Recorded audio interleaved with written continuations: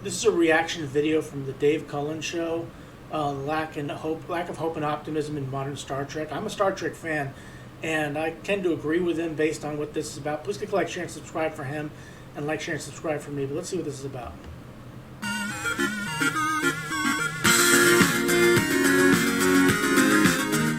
Most science fiction in film and on television throughout the 1970s and 80s generally depicted bleak post-apocalyptic or Yeah, that was a thing in the 70s. There was a lot of dystopian type futures. If you look, I mean, you go to the first Planet of the Apes movie. Our future was that man would be primal, and apes would take our place at on the grand scale of things. And there's other things like that, like Zardoz, the Sean Connery movie. If you've never seen that one before, but they were all dystopian futures. Star Trek was one of the few ones that didn't do that. Star Trek had an optimistic future. Gene Roddenberry had a very optimistic view of the future.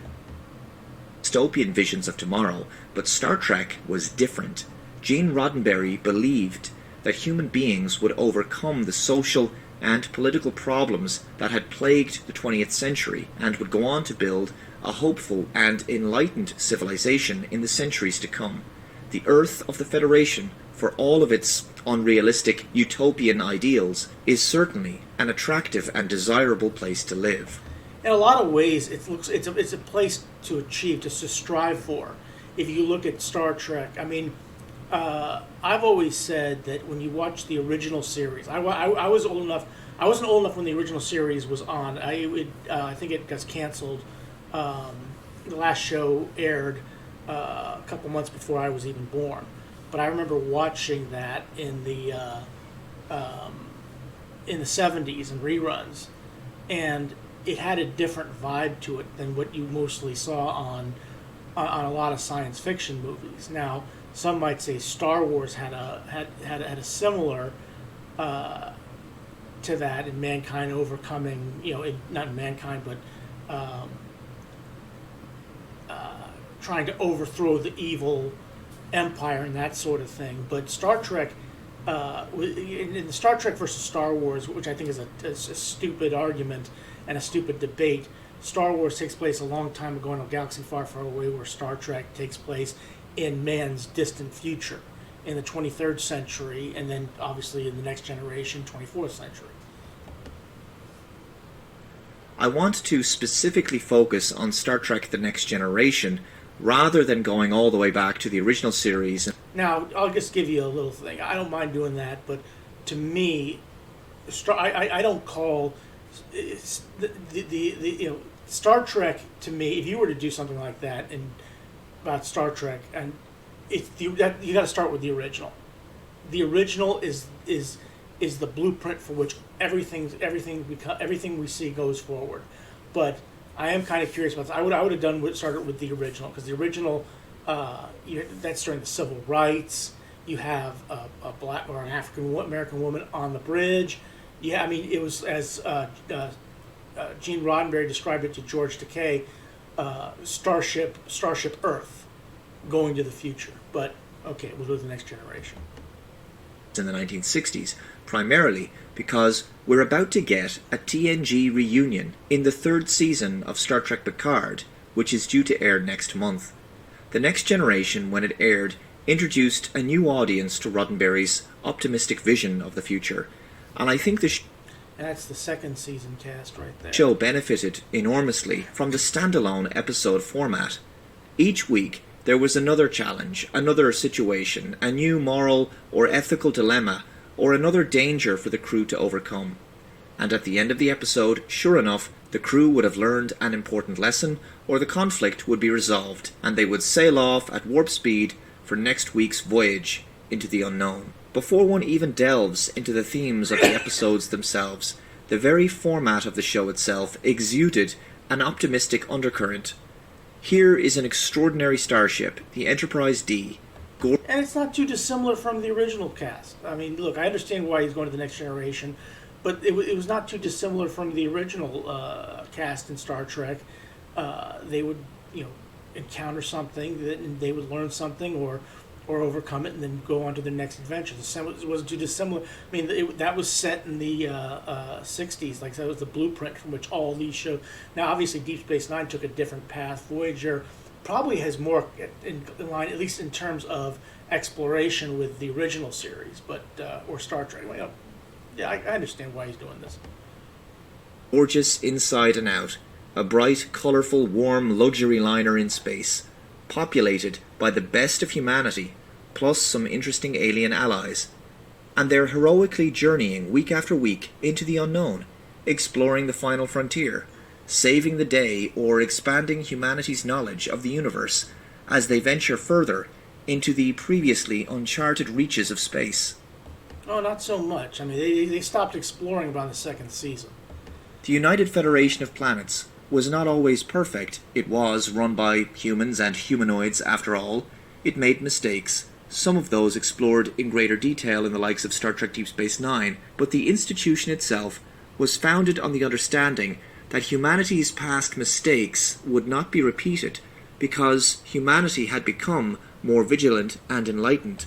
If you watch the Maquis Part 2 from Deep Space Nine, Sisko gives a... because in Deep Space Nine, it's a different part of the galaxy where all the problems haven't been solved, where he talks about how the problem is Earth. There's no crime, there's no poverty, there's no hunger, there's no wants. When you look outside of Starfleet headquarters, you look at paradise, but the Maquis do not live in paradise. And we move on. But there were signs in the J.J. Abrams reboot films that the heart and soul of Roddenberry's philosophy had slipped away somehow. The challenge of writing Star Trek was the optimistic future. But what you see in current Trek is, and I agree with him here, is that that's gone away. And now it's really more, it's almost a dystopian future again, like you used to see. And that's a shame.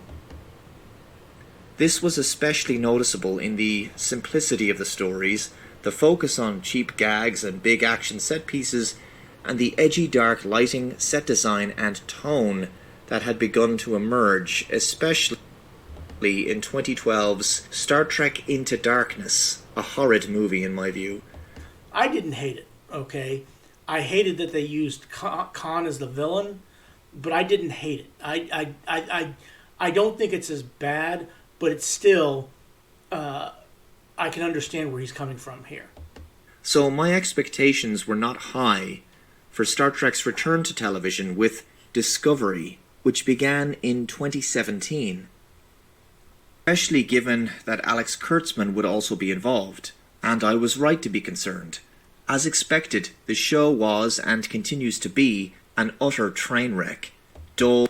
It really isn't a very good show. I mean, I'll let him continue, but I'm not a big fan of Star Trek Discovery. In fact, I actually stopped watching it a while ago. Joyless, bleak, filled with unlikable and unpleasant characters, and the writing panders to wokeness and current leftist political sensibility. No question about that. I mean, look, one of the things about Star Trek, especially in the original series, is it did not take a woke sensibility with it. It just was obviously wokeness wasn't really around in the original in Star Trek and Next Generation, that sort of thing, but it didn't lean one way politically. In fact, there are quite a few Star Trek episodes that you could see that actually have a conservative point of view, and that to me was the way to tell the story. Is that you don't take one side politically or the other. You basically just stay down the middle and tell your story and let people make up their own minds. That's what made Star Trek so good. But the most recent versions of Star Trek don't do that at all. The same edgy, dark lighting, terrible design aesthetic, awful storylines, and of course, it's missing Star Trek's sense of hope and optimism. And things are no better with Star Trek Picard. The future depicted in this new Star Trek feels post-apocalyptic all of a sudden. The Federation is practically unrecognizable, to the point where it appears to have abandoned its very foundational humanitarian principles. The Federation does not get to decide if a species lives or dies. Yes, we do. We absolutely do. The first 2 seasons of Star Trek Picard don't even primarily take place on a Federation starship. Instead, Picard is saddled with a ragtag ensemble of unlikable misfits, neurotics, alcoholics, and murderers. By the way, there's a lot of swearing in this show. Sheer f***ing hubris. None of the characters embody the aspirational principles of self-improvement that have always been a staple of the franchise. William Shatner said that, I saw an interview where he said that Gene Roddenberry would be rolling in his grave if he saw Star Trek now. And I forget who it was. I think it was one of the cast members from the Captain Pike show, Strange New Worlds, took offense to that or took a disliking to it. But I don't think she understood what he was talking about. These stories that are being told, and I've seen a good portion of them, are not necessarily bad stories or bad storytelling, but they just aren't what Gene Roddenberry envisioned Star Trek to be. It's taken a completely different path. And if you were to compare something like The Next Generation to something on Star Trek Picard in the first 2 seasons, it's two radically different things. And I can't disagree with a lot of what this guy's saying. After all that Captain Picard had done for the Federation during his career, he's practically spat on by a senior admiral and verbally abused. There's no peril here. Only the pitiable delusions of a once great man desperate to matter. The Federation has lost its conviction and belief in what it once stood for, much like Picard himself, actually. The institution has a sense of defeat about it now. It's racked with regret about its calamitous evacuation project of the Romulans when their homeworld was destroyed. And so is Picard. He's tortured by it.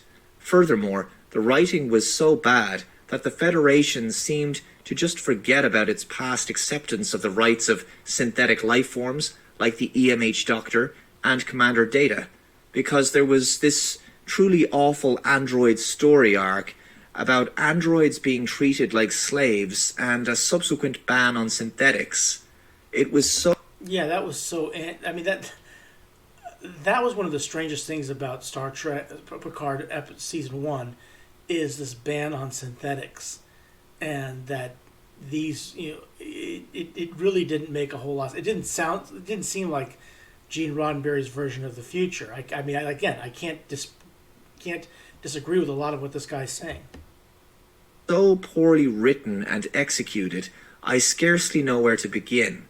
Regardless, I got the feeling that the Federation as depicted in Star Trek Picard was a shadow of its former self, and had lost the values and principles that had made it great. Why did you really quit Starfleet? Because it was no longer Starfleet. I'm sorry? Because it was no longer... again... I find like when you watch these and you put it in context, look, these are, like I said, these are decent stories, but just not Star Trek stories. And I'll watch season 3 of Picard. I am curious to see where they're going with it, but it does take a lot of what was done in the Next Generation, DS9 and Voyager. And it really, really tears it apart. it was no longer Starfleet. The Federation was essentially a galactic superpower, an empire, and now it felt like its best days were behind it. And while that's an interesting story arc to explore of its own, I felt that this wasn't being explored for creative reasons, but more so because the writers didn't actually believe in Star Trek's ideals to begin with. Yeah, I mean, that's what I mentioned. William Shatner That's what he was talking about. Is that now? Keep in mind, I don't believe for a moment that William Shatner watches Star Trek. He did.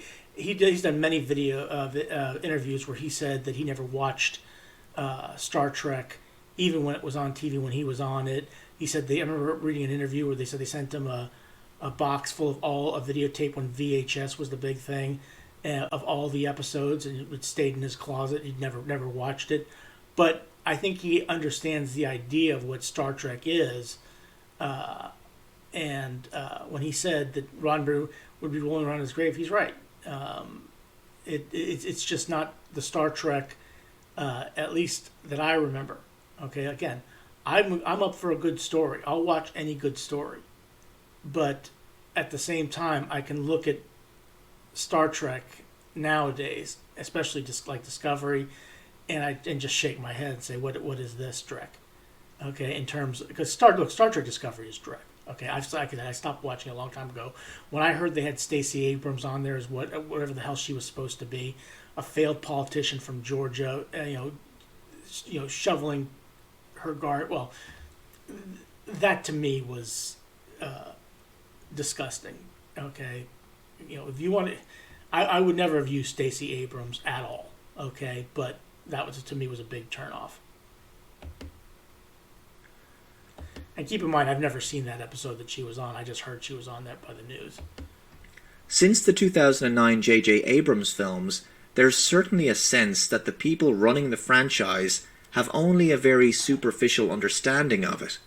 Star Trek may have dealt with political allegory and explored current topical issues in the past, but it was never bound by them. Mm-hmm. In many respects, modern Star Trek feels like it's just as much a prisoner of wokeness and our culture's current sense of nihilism as any other pop culture franchise. Yeah, it's like I said, Star Trek back in the day took on those issues, but it didn't basically take a side in those issues, okay? It basically let you decide. That's what made Star Trek so good. Our world is embroiled in one crisis after another, you may have noticed, and people want, and I think deserve, optimistic escapism. Star Trek is no longer providing that. Instead, it's giving us more bleakness, more nihilism. Mm-hmm. And also, heavy-handed current-year political messaging. The first season had a poorly constructed story about racial discrimination, with androids being the focus of the story. It also had a refugee crisis subplot concerning Romulans. The second season occasionally makes mention of environmentalism and a brief commentary on immigration and ICE in America, while 7 of 9 had to be made a lesbian for diversity purposes. In short, I believe Star Trek is no longer capable of being legitimately counterculture. It cannot and will not call out wokeism and instead panders to it. The current political establishment is woke. And again, like I said, you may think I'm talking out of both sides of my mouth, and maybe I am, but I'm reacting to what he's saying as well. But again, when I see things like episode Picard 2 and the ice thing, again, I have to take a step back and look at it and shake my head and go, what are you doing here? Why don't you try something different? That's what Star Trek would have done. Star Trek might have taken a stance against ICE, okay, but it would have done it in a way where it would have let you decide. It wouldn't have been so blatant, okay. Here we have this guy at a clinic that a Hispanic woman is running in this community, and you have these ruthless ICE agents come in there, like the ancient Gestapo, and throw everybody. To me, I still shake my head at it. I mean, come on, that's not what Roddenberry was about. Woke. Most corporations are woke. The system we live under is therefore woke. So if Star Trek is woke, it is therefore pro-establishment. It cannot offer any meaningful dissent against the establishment. In the 1960s, Star Trek was counterculture. You can't seriously tell me that Star Trek is counterculture today. I can just see the video responses I'm going to receive to this already. No, I agree with you 100%. you're actually getting a somebody on here who is doing a reaction to it and agrees with a lot of what you're saying. And again, I don't give a rat's rear end what your political belief is. Okay, for anybody out there, you can believe what it is, what you want. And just like you're entitled to your opinion, just like I'm entitled to mine. But when you watch modern Star Trek, it's not really very good. Now, it's more, again, it's not very good in terms of its content. one can hope that Star Trek Picard Season 3 is not woke and just goes about its business of telling an interesting science fiction story. Mm-hmm. And hopefully it's a good time. And not all science fiction has to have a hidden purpose or being used as a metaphor. Some of the better Star Treks out there don't have metaphors or hidden meanings behind them. I just think off the top of my head from the Next Generation, I think of Yesterday's Enterprise is a fantastic science fiction tale, and one that's very enjoyable. What we're essentially getting is a kind of Season 8 of Star Trek The Next Generation, the reunion of the TNG cast. But our world has changed in a great many ways since the show concluded in 1994. Mm-hmm. And our political and media establishment continuously depict the world as one of crisis, chaos, and a future of uncertainty and instability. And, of course, our society is more divided than ever before, unfortunately. What's going on? When I was growing up, the press was left-wing, for all intents and purposes, but it actually didn't really take a side. Okay, you knew what they were thinking, but they showed, they were honest and truthful. They weren't trying to create a narrative, okay, for you to look at. Okay, in the United States, there wasn't. Walter Cronkite did not try and create a narrative for you to follow. Okay, today's press, and I know people can say Fox News is right wing and blah blah blah. I get all that. Okay, I'm talking about just the news in general. They are creating a narrative. They are pushing you to that narrative, to whatever they want you to do and what want you to believe. And again, that's where we are right now. And Star Trek is basically doing the same thing. Back in the day, you were able to make up your mind. Today, you can make up your mind, but a lot of people's minds that they're making is turning off the channel. Okay? And that's why modern news isn't what it used to be. Exactly a recipe for hope and optimism. This is precisely the kind of age that Star Trek should thrive in, by speaking against the prevailing zeitgeist and narratives of our time. And what he's saying here is, and I agree with him, is that he's not saying that Star Trek should be some right-wing metaphor, okay, or anything like that. Star Trek should be optimism. I mean, in my day and age, when I was growing up, if you were a Democrat or a liberal, okay, and I was a Republican, or if I was a Democrat and liberal and you were a Republican, we agreed to disagree, okay? We had good debates, okay? And then we moved on. In this day and age, if I'm one way and you're another, we don't have a relationship. Too many people turn their back on the opposite side, okay? And, I mean, I remember, I think it was President Biden, when he was vice president, maybe when he was out of office, before he became president, mentioned Mike Pence and said, Mike Pence is a pretty good guy. I like him. Well, he got reamed by the Twitter mob, and he had to backtrack his statement. That's where we are. If I say I like this person and the Twitter mob hates me and comes after me with all guns a-blazing, I'm put in a position where I either have to defend or I have to turn my... It is just, there's no middle ground anymore, okay? There's no room for debate. And that's where he was right. Star Trek should thrive in this area. Star Trek should be pushing for a future where you don't have that. Should be fighting against that, telling stories like that. But they aren't. They've taken a side. And that's what Star Trek was best at, not taking a side.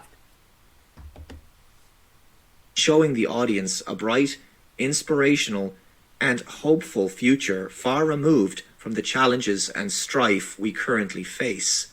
In many respects, I can see that modern science fiction has regressed to the nihilistic worldview of the 1970s. As you probably know, I have recently reviewed several dystopian films from that era, with several more to come. Now, I'm actually not sure that many modern Hollywood writers would be capable of capturing the hopeful and optimistic vision of the future that the Next Generation and classic Trek shows gave us. I don't see much evidence that modern Hollywood really believes in such a philosophy. But on an and Hollywood took a stand, took a side long ago. optimistic note, regardless as to which direction Star Trek Picard Season 3 goes in, be it optimistic or more of the same nihilism, It'll be more the same nihilism of that, I have no doubt. we'll always have the original 7 seasons of the Next Generation. I prefer the original three of the original series, but okay. Which in my opinion were the truest expression of Roddenberry's vision of the destiny of mankind. I don't agree with that. I think the original Star Trek, the first 3 seasons, did a better job than the Next Generation, but the Next Generation did a good job too. Thank you very much for watching this video. Let me know your thoughts in the comments below. If you're new to the channel, please subscribe. And Okay, and back to what I was saying about when I talk about the original series. There's an episode in the very first season called Court Martial, where Kirk is on trial for for basically there's a guy named Finney who was an instructor at the academy and was killed when during an ion storm, and Kirk is being held responsible and he goes court martial. If you watch that episode and consider that this was 1966 when this took place, where the judge is black, you have different races. I think Indian race from one of the presiding judges is from India. You have the prosecuting attorney is a female, and you have there's a part where the Enterprise is decaying in its orbit, and there's Uhura rushes over and takes over at navigation. Nobody looks at her and says, "What are you doing there? I can't believe a woman is doing this. Why is this black person?" It showed, everybody, nobody blames anybody. It was just exactly what you would expect in a future that is worth striving for. Okay, everybody's working together for a purpose, for a positive purpose, versus what you see in current Trek, where it's basically you can make a cause for it being lazy writing, but they have gone in a completely different way from what Gene Roddenberry's vision of the future actually was. But okay, like I said, you can take your you can disagree with me or if you want. Like I said, I may be speaking out of both sides of my mouth. Maybe I am. I'm not sure. But this is something that I have always enjoyed is Star Trek. It's a great show. And yeah, we do have the shows from the past. But please click like, share, and subscribe for Dave Cullen. I believe that's his name, Dave Cullen. And please click like, share, and let me just make sure. I'll see you next time. Bye-bye. Yeah, please click like, share, and subscribe for Dave Cullen. And please click like, share, and subscribe for me as well. You have a good rest of your day. Thanks for watching.